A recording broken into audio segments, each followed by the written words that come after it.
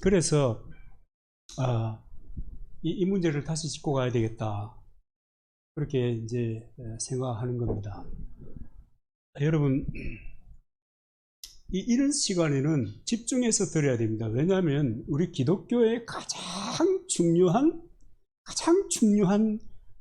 이야기를 제가 오늘 할 겁니다. 우리 교회는 글쎄요, 그런 사람이 있을런지. 오늘 여러분 성경을 읽으셨습니다, 그죠? 좀 신경 써서 들으시고, 또 어지간하면 이게 이제 녹음이 안 되니까 복사해 달라고 하면 복사해서 드릴게요. 이 기본적으로 좀 합시다. 이건 좀 알아야 돼요. 자, 이제 기도하고 말씀을 드리겠습니다. 거룩하신 아버지 하나님, 주의 은혜를 감사합니다. 은총 가운데 인도하시고 은혜를 더하여 주시고 주의 역사하심 가운데 이 시간도 주님의 주시는 복음의 은총을 마음껏 누릴 수 있도록 도와주시옵소서. 은혜를 베푸시는 예수님의 이름으로 기도하옵나이다. 아멘. 오늘 말씀에 나타난 강조점이 뭐냐면 자유입니다. 그죠? 그래서 이 자유를 얘기하면서 종이 될래 자유인이 될래, 종이 될래 자유인이 될래, 그냥 이걸로 그냥 합시다. 뭐 정권사님은 할 수 없다. 네? 아, 그래요?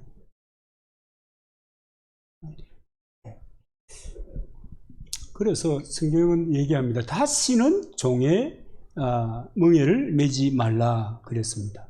그러니까 오늘 이 본문이 얘기하는 것은 또 예수님께서 하신 말씀은 또 우리가 믿는 이 믿음의 가장 기조가 되는 것은 종이 될래, 종으로 계속 살래, 자유인으로 살래, 이 이야기입니다.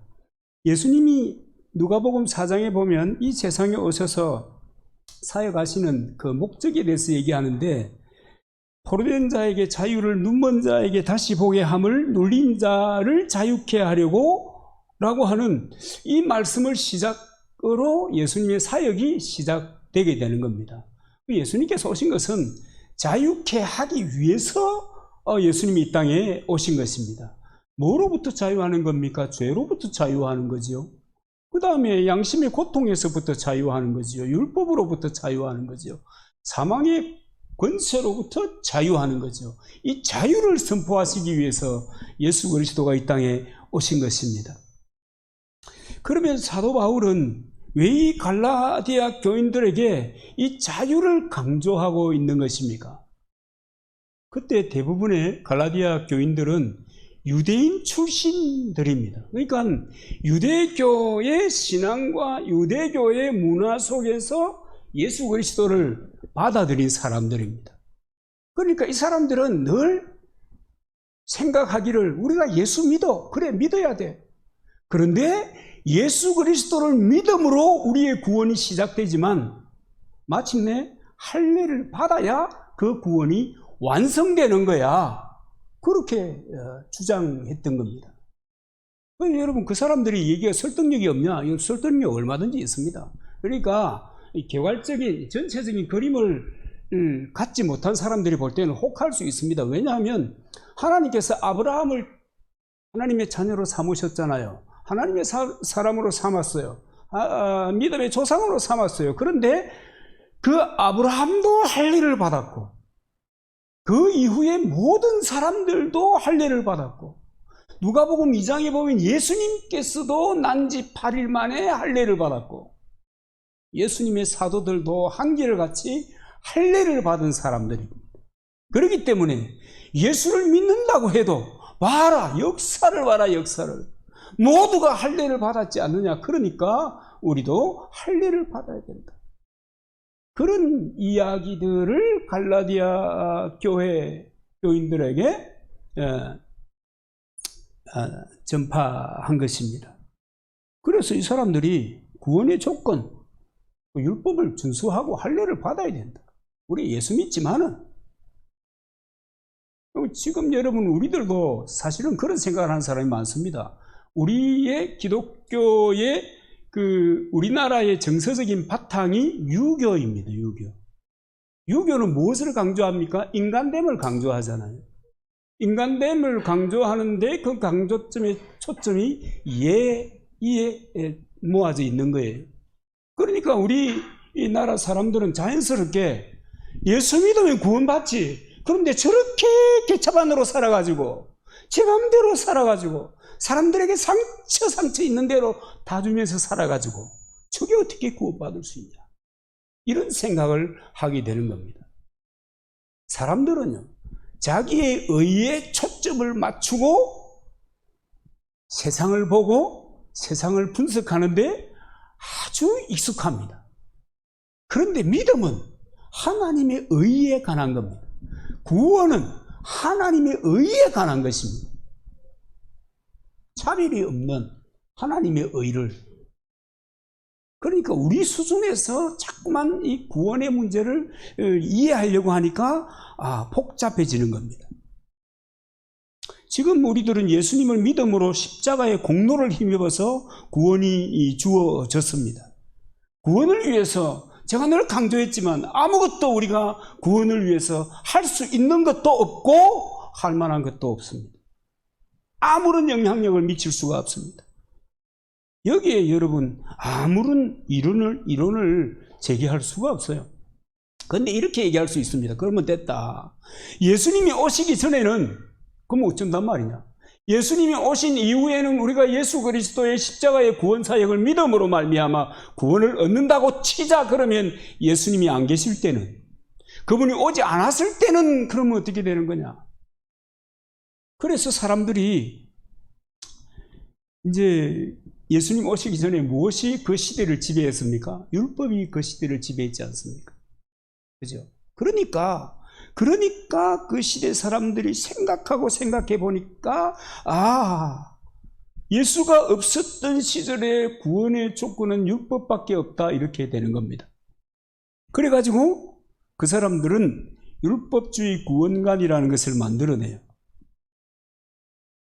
그러면요, 율법 시대에 사는 사람들은 율법을 지킴으로 구원받았다고 칩시다. 그러면 그 이전에는 어떻게 된다는 거예요? 율법 시대 이전에는 어떻게 되는가? 모세 때 여러분 이제 율법이라는 것이 처음 주어지게 되잖아요. 그런데 그때도 이제 여러 가지 이 하나님으로부터 받은 계시의 문서들이 있었어요.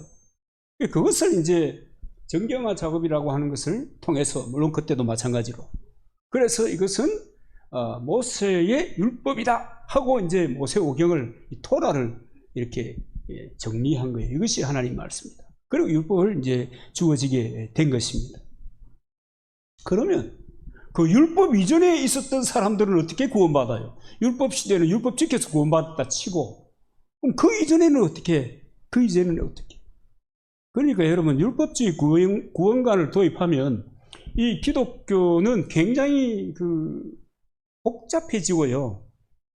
이거 안 되는 거예요. 한마디로 말해서 이게 안 되는 거예요. 그럼에도 불구하고 사람들은 율법주의적 구원관을 좋아하고 따릅니다.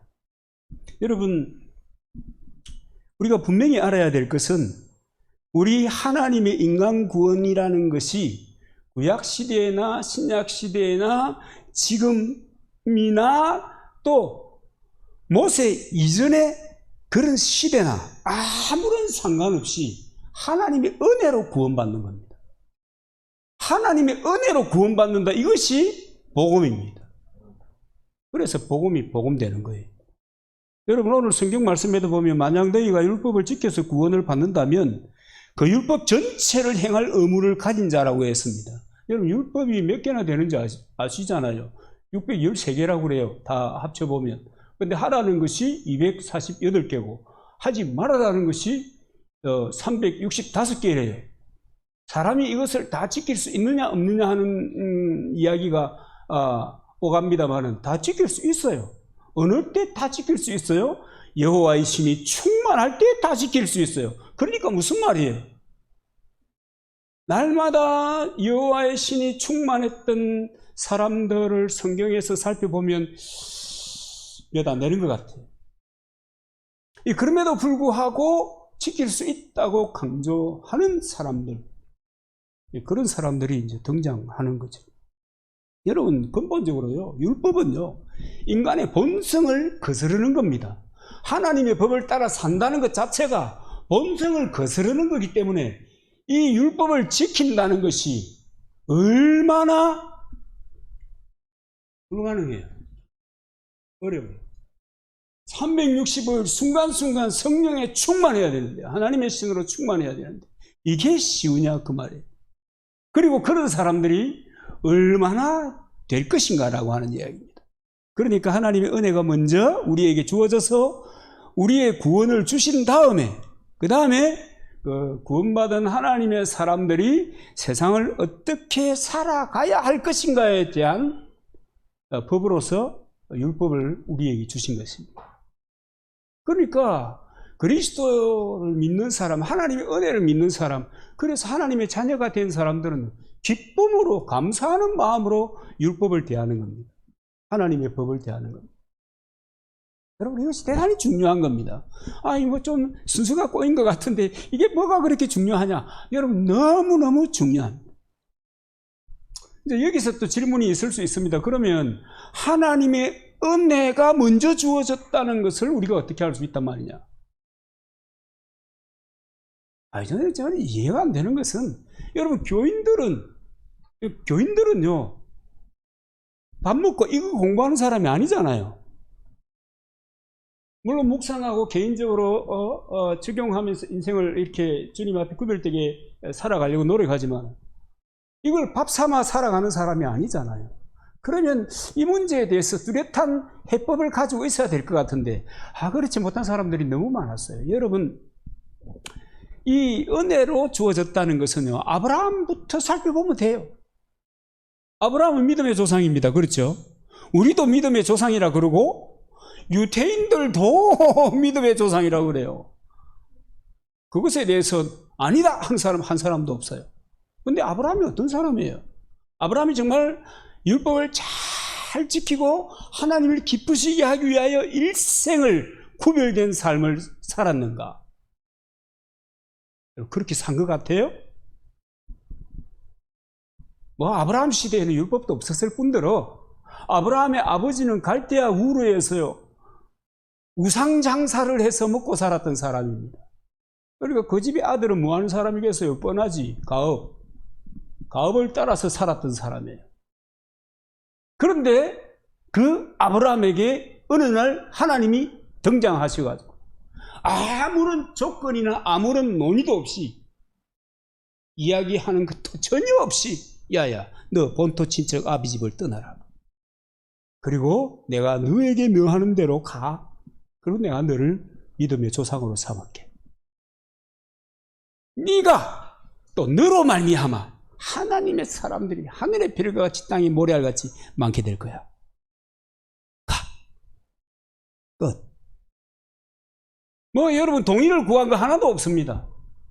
아브라함하고 밤새도록 논쟁 전혀 없습니다. 그냥 등장해서 자격 없는, 진짜 무자격하잖아요. 하나님이 제일 싫어하는 것이 우상숭배입니다. 우상숭배 현대말로 풀어보면 불순종하는 거 하나님 제일 싫어합니다. 불순종의 극치가 우상숭배거든요. 그런 아브라함을 하나님께서 택하셔서 일방적으로 아브라함이 그냥 믿음의 조상이 된 겁니다. 여러분, 야곱이라고 하는 분을 아시죠? 야곱은요, 원조 족장입니다. 그죠? 야곱으로 말미암아 족장들의 시대가 열리게 되는 거예요. 근데요, 이 야곱은 정말 하나님이 이 원조 족장이 될 만한 자격이 그런 삶을 살아왔는가? 여러분, 우리 교회 만약에 야곱 같은 분이 있으면은 우리 교회 풍지박산 납니다. 저는 열받아서 목회 못해요. 여러분들은 신앙생활 하기 어려워요. 왜 그래요? 열은요, 이 구라를 어마어마하게 잘 치는데 합리적으로, 조직적으로 구라를 칩니다. 형 S의 장자권을, 구라 알지요? 거짓말. 생의 장자권을 자기가 갖기 위해서 엄마와 공모해서 아버지를 속인 사람입니다. 그래가지고 쫓겨나가지고 삼촌 라반의 집에 가잖아요. 삼촌 집에 가가지고 아니 이 친구가 말이죠, 점박이가 나오게 하는, 양과 염소의 점박이가 나오게 하는 생산 기술을 터득하는 거예요. 그래가지고 삼촌의 재산을 야금야금 자기 것으로 만들어버립니다. 이런 사람이 어느 공동체에 들어간다고 하더라도 그 공동체에 풍기박산 안 나는 그런 공동체가 없을 겁니다. 그런데 하나님께서 이런 야곱을 택해서 오늘 우리가 알고 있는 그런 야곱으로 만들어 주신 것입니다. 뭐 여러분, 야곱이 잘해가지고 이스라엘의 12지파의 조상으로 삼은 것이 아닙니다.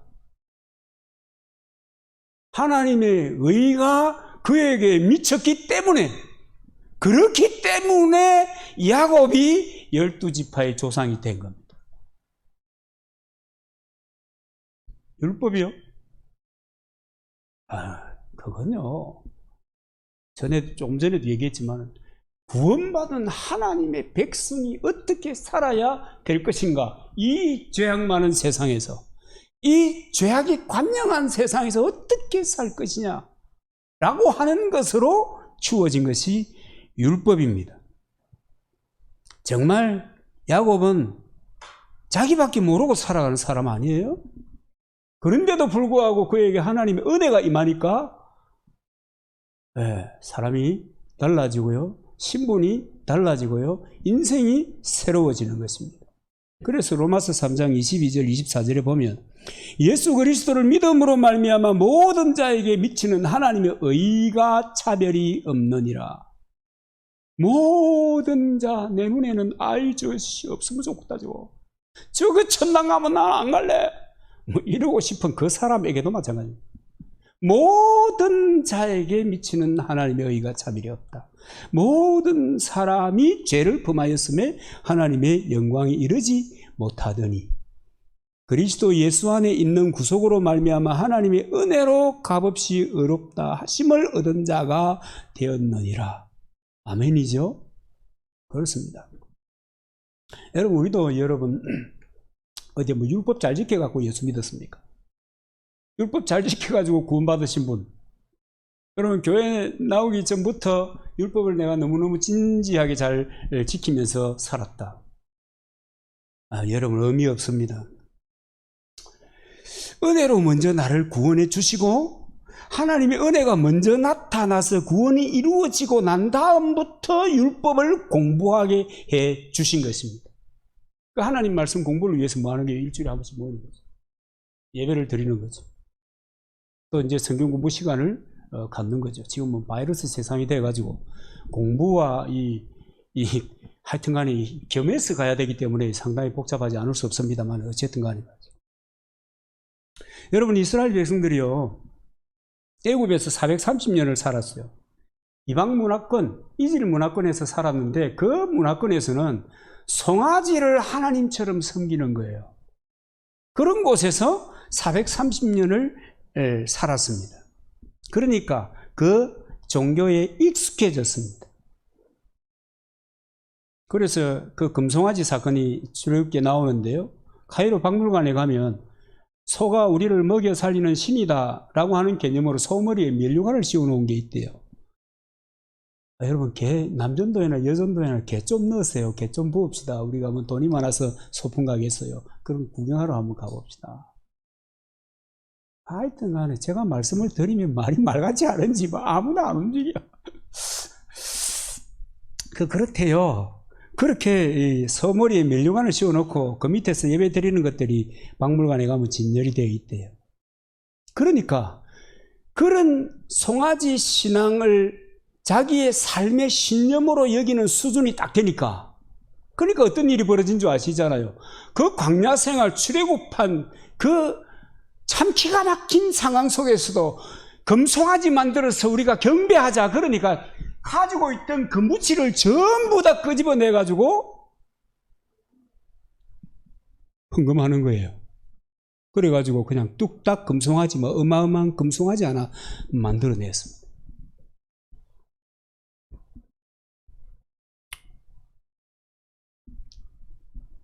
그리고 이것이 우리를 인도할 신이라고 선포하는 겁니다.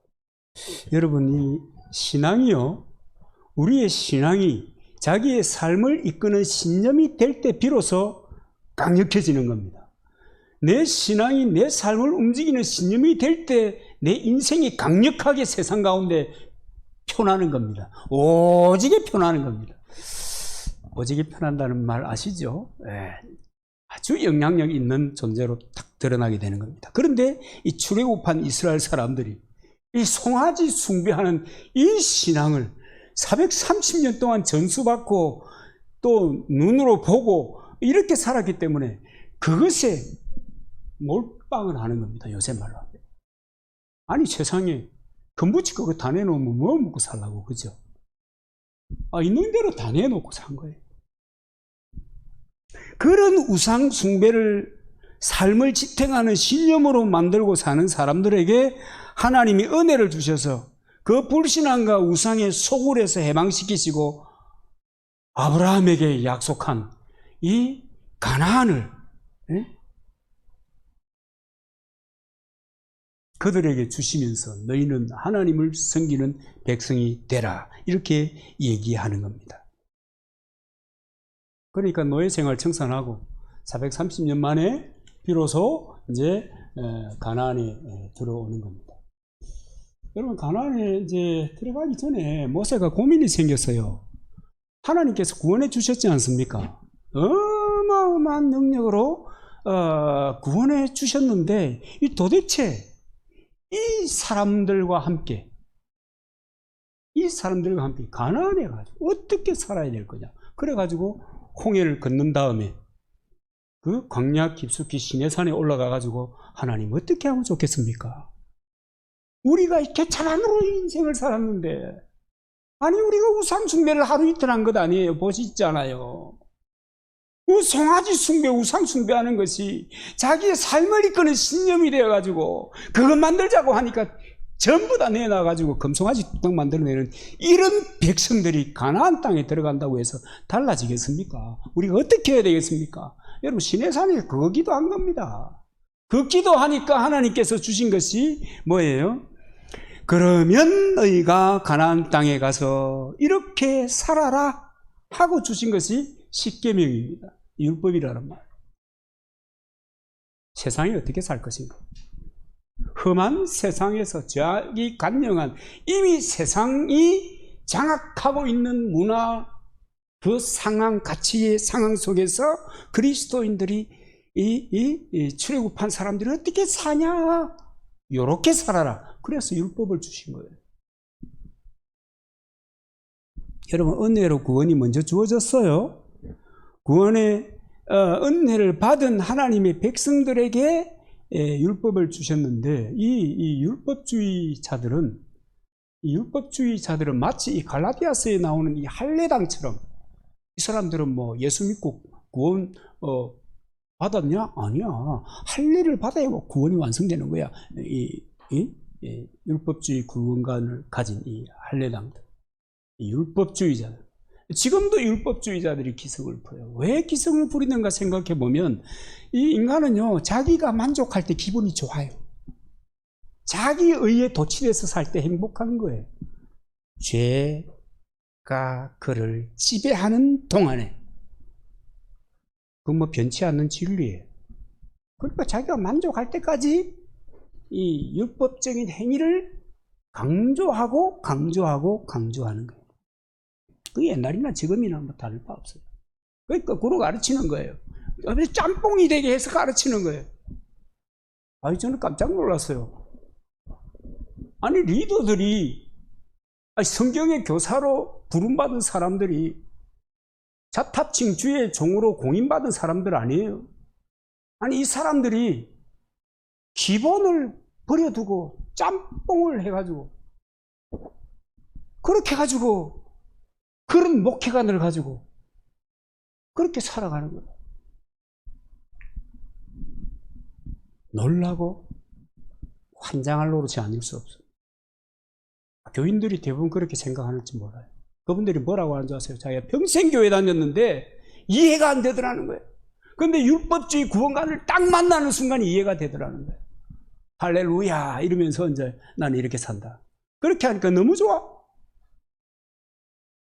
모든 사람은 자기를 충족하는 것을 행복하게 생각하니까 그걸 딱 맞춰주는 거예요. 고생은 어마무시하게 하는데 자기는 심지어 다 그거 지킬 수 있나요 없나요? 자기도 못하는 걸 사람들에게 이양시켜서 살아가는 거예요. 예수 믿는다고 구원받냐? 말씀을 지켜야지. 그래가지고 해석은 빼버리고, 여러분 해석이 중요합니다. 해석이. 문자적으로 있는 대로 그대로 다 받아들이면 여러분 예수 믿고 우리 번제도 드려야 되고요. 머리에 지금 뒤집어 쓰고 있어야 돼요. 여자들은 머리에 뭘 뒤집어 써야 되잖아요.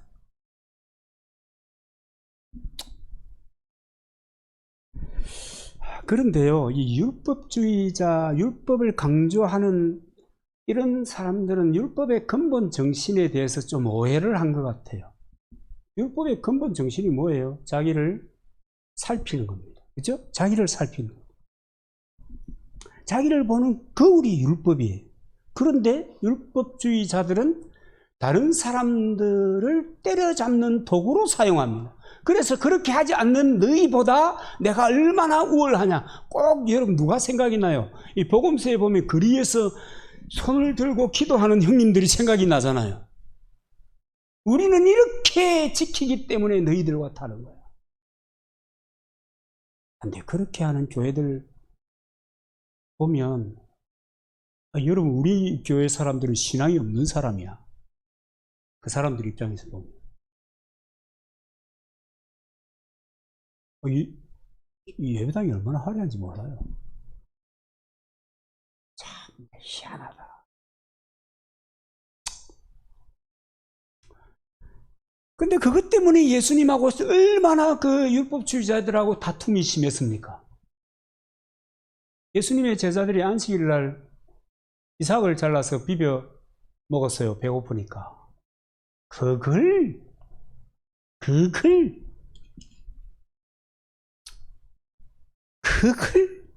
튀어나와가지고 고소에 고발합니다. 간음 현장에서 붙잡힌 여인을 붙잡아 와가지고 요거 죽여야 되겠는데 어떻게 하면 좋겠습니까? 그럽니다. 율법에는 때려 죽이라고 했습니다. 돌로 던져가지고. 근데 예수님은 어떻게 합니까? 다 살려주잖아요. 다 살려주잖아요. 이것이 여러분 율법이 강조하는 것과 율법주의자들이 강조하는 것과 복음이 차이가 나는 겁니다. 율법은 자기 관찰하고 자기를 다듬고 자기를 주 안에서 세워가고 자기를 반듯한 하나님의 사람으로 되게 하기 위해서 주신 것인데 그것을 사람을 이렇게 괴롭히고 이 못살게 구는 도구로 사용하는 겁니다. 그래서 사도 바울께서 오늘 5절에 보면은 율법 안에서 의롭다 하는 너희는 그리스도에게서 끊어지고 은혜에서 떨어진 자로다. 이 여러분 얼마나 치명적인 이야기입니까? 근데 그렇게 생각하는 사람들이 그 시대나 여러분이 우리 시대만 있는 거 아니에요? 교회사에 보면 중간중간에 이런 사람들이 끊이지 않고 오는 거예요. 왜냐하면 하나님의 의가 등장해야 되는데 이 하나님의 의는 내가 수용하기가 어려워요. 여러분 예수 그리스도로 말미암아 구속 곧 죄사함을 받고 하나님의 자녀가 되고 하나님의 의가 내 속에 들어왔습니다. 분별 없는 구별 없는 하나님의 의가 내 속에 들어왔습니다. 이거 믿기가 어렵거든요. 네가 무언데 하나님의 의를 얘기하냐. 너 꼬라지를 알아라. 받아들이기 어려운 거예요. 그러니까 가장 쉬운 것을 선택하는 거예요. 여러분 이 사단의 전략이에요. 이게 구원을 흐리게 만드는 거예요. 예수 그리스도의 십자가의 구속의 은혜를 흐리게 만드는 거예요. 그런데도 사람들이 그것을 발견하지 못하고 살아가는 거예요. 참 기가 막히지 않습니까? 그래서 여러분, 우리의 신앙이 율법주의에 빠지면은 아주 분위기가 험악해져요. 정죄 문화가 토착이 되게 되겠죠. 그죠? 아주 분위기 험하게 돼요. 이런 율법주의가 악해질 때, 그래서 더 이상 두고 볼 수 없다 싶을 때 하나님께서 독생자 예수 그리스도를 이 땅에 보내주신 것입니다. 말라기 이후로 400년 동안 암흑시대잖아요. 말라기 시대도 암흑시대였지만 그 암흑시대가 계속되니까 더는 안 되겠다. 메시아가 출현하게 된 거예요. 그러니까 율법주의라고 하는 것은 복음의 원수요. 한마디로 얘기하면 하나님을 너무 기가 막히게 한 그런 것임에도 불구하고 율법을 지킴으로 이렇게 율법을 지킴으로 하면 사람들이 아니 예수 믿고 이렇게 하잖아요. 예수 믿고 율법을 완전히 지켜야 구원받는다는 것은 여러분, 이것은 주님을 현저하게 십자가에 못 박는 행위입니다.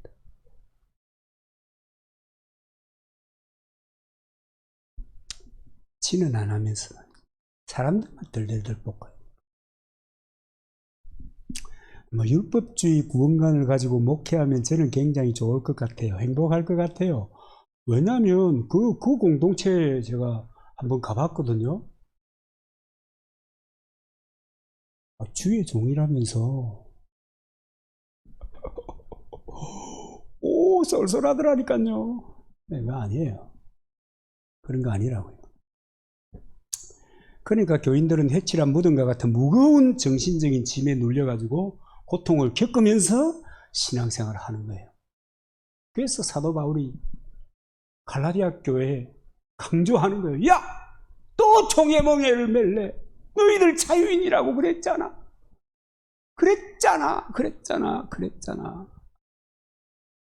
이런 고통스러운 짐을 짊어진 사람들에게 예수님이 선언합니다. 수고하고 무거운 짐진 자들아 다 내게로 오라. 우리나라 사람들에게 수고하고 무거운 짐진 자들아 다 내게로 오라니까 별로 공감이 안 되죠.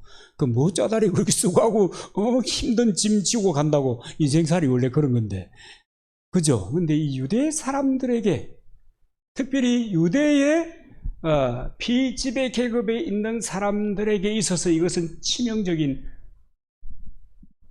환호성이 쏟아져 나오게 하는 거예요. 수고하고 무거운 짐진 자들아 다 내게로 오라. 내가 너를 쉬게 하리라. 내 멍에는 쉽고 내 짐은 가벼움이라. 누가 너희를 보고 그렇게 필요치 않는 많은 짐을 지고 고생하라 했냐. 그러면서 내게로 오라는 거예요. 여러분, 예수님께로 오라는 말은 다른 말 아니에요. 복음을 믿으라는 거예요. 하나님의 의를 믿으라는 거예요. 하나님의 선포를 받아들이라는 거예요. 그걸 받아들이지 않으니까 그렇게 힘들게 사는 거야. 기분도 안 좋아. 여러분, 감사함으로 하는 것은 얼마나 기분 좋아요. 행복하잖아요. 내가 하고 싶어서 하는 일은 너무 좋아요. 억지로 하는 것은요, 마지못해 하는 것은요, 죽어나가는 거예요. 속이 상해가지고 욕이 또 나오는 거예요. 지는 이러면서 가는 거예요. 이러면서. 자, 그러면 여러분, 율법은 안 지켜도 되는가 하는 겁니다. 여러분, 율법주의자들의 율법관과 예수 그리스도를 믿고 복음을 받은 사람의 율법을 보는 이 관점이 다른 거예요. 율법주의자들은 안 지키면 죽어요. 벼락 맞아요. 인생이 꼬여요. 그리스도를 믿고 하나님의 자녀가 된 사람은 율법을 기쁨으로 지킬 자유가 있는 거예요. 안 지킬 자유도 있어요. 그러나 그 자유라고 하는 것은 선택하는 겁니다. 그 선택에 대해서는 누가 책임을 져요? 자기가 책임을 지는 거예요. 제가 마르고 닳도록 하는 이야기 아닙니까? 우리는 감사함으로 하나님의 법을, 하나님의 자녀이기 때문에 내가 예수 그리스도로 인하여 새로운 피조물이 되고 하나님의 자녀가 되어서 하나님의 자녀로서 어떻게 살 것인가 그럴 때 하나님께서 이것이 나의 마음이고 이것이 내 백성이 지켜야 될 법, 없더니라. 그러니까 아멘 알겠습니다 하고 율법을 존중하고 귀하게 여기면서 살아가는 거예요. 안 지키면 벼락 맞아요? 여러분 주일 한번 빠져먹었어요. 길 가다가 갑자기 전봇대가 탁 내려와가지고 이마를 빡 이렇게 해요? 안 해요. 여러분 11조를 온전하게 안 해요. 11조와 헌물을 온전하게 안 해요. 그런다고 해서 지나가던 사람이 조인트를 팍 까고 지나가요? 하늘에서 벼락이 쳐요? 안 내려요. 그죠? 하든 안 하든 선택이에요. 안 한다고 벼락 치는 게 아니라고. 하는 사람에게는 하나님의 약속이 이루어지는 은혜를 누리게 되는 것입니다. 그런 자유가 우리에게 있는 거예요. 그래서 구원의 조건이 아니고 은혜와 구원을 주신 것에 대한 감사로 하나님이 주신 법을 복음의 정신에 맞추어서 행복하게 열심히 지키고 살아가는 사람들이 오늘 저와 여러분 구원받은 사람들. 이게 여러분 떼돈이 벌어졌다 이런 차원이 중요합니까? 중요하죠. 세상살이 하는데. 여러분 다 우리가 떼돈 좀 벌었으면 좋겠어요. 안 그래요? 저도 조만간 한 10억 정도 필요해요. 좀 떼돈을 좀 만졌으면 좋겠어요. 필요하니까. 이제 필요를 느꼈으니까. 근데 내 필요가 충족되는 것이 하나님을 기쁘시게 하고 공동체의 가족을 행복하게 하는 것일까? 반드시 그런 것은 아닐 수 있습니다. 여러분 율법의 기능이라고 하는 것은 자신을 돌아보는 거울이니까 결국은 죄에 대한 방어벽이에요. 방어벽. 죄가 들어올 때 선택하지 않을 권리가 행사되는 방어벽과 같은 것입니다. 율법을 보면 죄가 보이지 않아요. 이 죄를 짓지 말아야지. 그러지만 율법은 죄를 사해 줄 수 있는 능력이 없어요. 복음이 죄를 사해 주는 능력이 있는 것입니다. 또 이렇게 얘기하면 어떤 사람들은 아니 그렇게 쉽게 구원이 이루어지냐? 여러분 그게 뭐가 그렇게 쉽게 구원이 얻어진 거예요? 아니에요. 구원은 하나님이 주시는 선물이지만 마르고 닳도록 얘기하는 얘기지만 하나님의 선물이지만 선물을 주는 사람은 값을 다 치르고 선물 주는 거예요. 예수 그리스도를 우리를 죄 가운데서 자유케 하기 위하여 율법의 속박에서 양심의 고통에서부터 그리고 죄 죽음에 대한 그 엄청난 문제로부터 자유케 하기 위해서 예수 그리스도를 독생자를 이 땅에 보내시고 33살 약간의 나이 아니에요. 그 나이에 십자가에 매달아가지고 인류의 죄를 대신 뒤집어 씌워서 죄인으로 만든 다음에 그 죄로 인한 값을 사망의 값을 매겨가지고 십자가에서 죽게 하고 비로소 우리에게 예수 그리스도를 믿음으로 오는 구원의 선물을 우리에게 준 거예요. 쉽게 한 거 아니에요. 그러니까 그 사실을 아니까 감사하는 거죠. 그 사실이 깨달아지니까 그래요. 하나님 이렇게 나를 구원했네. 그럼 내가 어떻게 살면 좋겠습니까? 내 마음이다. 나는 그리스도인들이 세상에서 이 험한 세상에서 죄밖에 없는 세상에서 이렇게 살기를 원해. 그래서 내가 최선을 다해서 그 하나님의 은혜에 감동해서 기쁨으로 하나님의 법을 따라 살아가는 거예요. 그게 여러분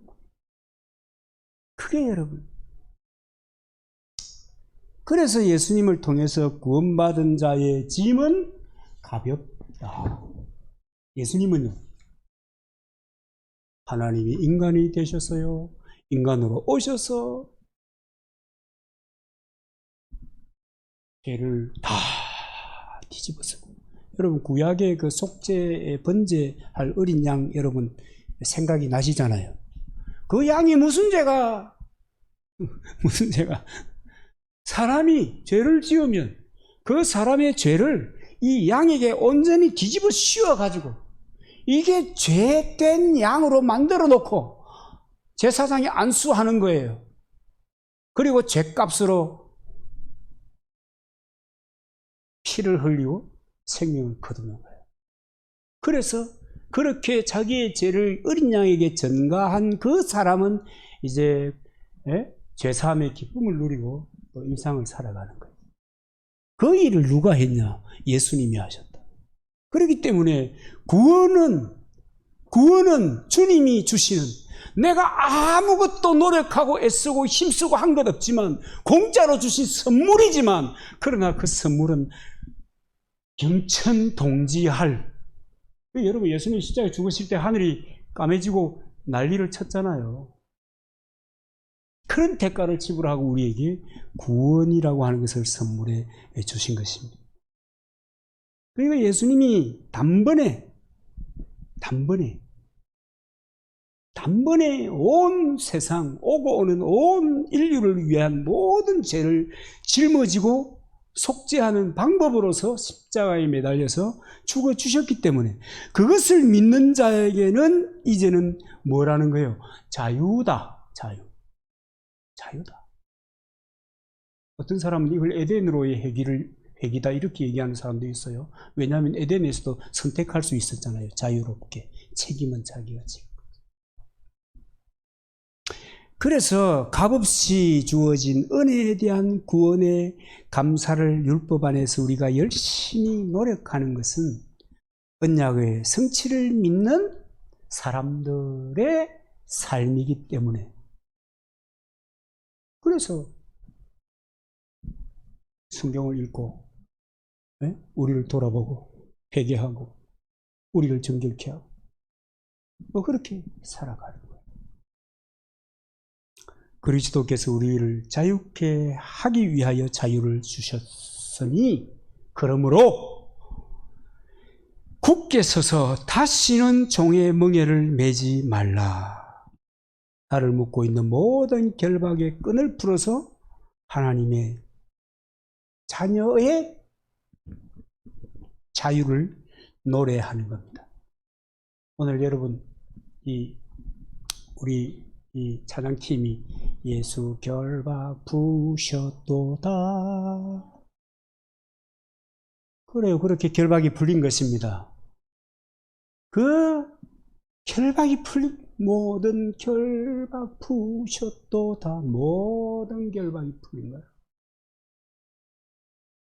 그래서 구원받은 사람은 하나님의 은혜를 따라 주신 그 법으로 인하여 구별된 삶을 살아가게 되는 겁니다. 그 삶의 과정을 뭐라고 그래요? 성화, 거룩하게 변해간다. 그러니까 거룩하게 변해간다는 건 하나님의 인격을, 하나님의 지정의를 닮은 사람으로 되어간다 하는 말. 그러니까 예수 믿으면 구원받는 거지. 예수 믿고 율법을 다 지켜야 구원받는다. 이것은 갈라디아 사람들이 하는 얘기예요. 예수 믿고 할례를 해야 구원이 완성되는 거야. 그런 얘기 하는데도 성경 몇 장 몇 절 찾아가지고 딱 하면 영판 그런 것 같거든요. 그래서 여러분, 전체를 조망할 수 있는 안목이 필요한 겁니다. 전체를 조망하면서 부분을 볼 때 그 부분이 전체를 통해서 바르게 보여질 수 있는 겁니다. 그 역할과 그 위치와 그로 인하여, 그 부분으로 인하여 얼마나 아름답게 이 세상이 만들어져 있는가 하는 것을 보는 것처럼 성경도 마찬가지입니다. 그리스도의 복음의 은총이 저와 여러분에게 충만히 누려지시기를 축원합니다.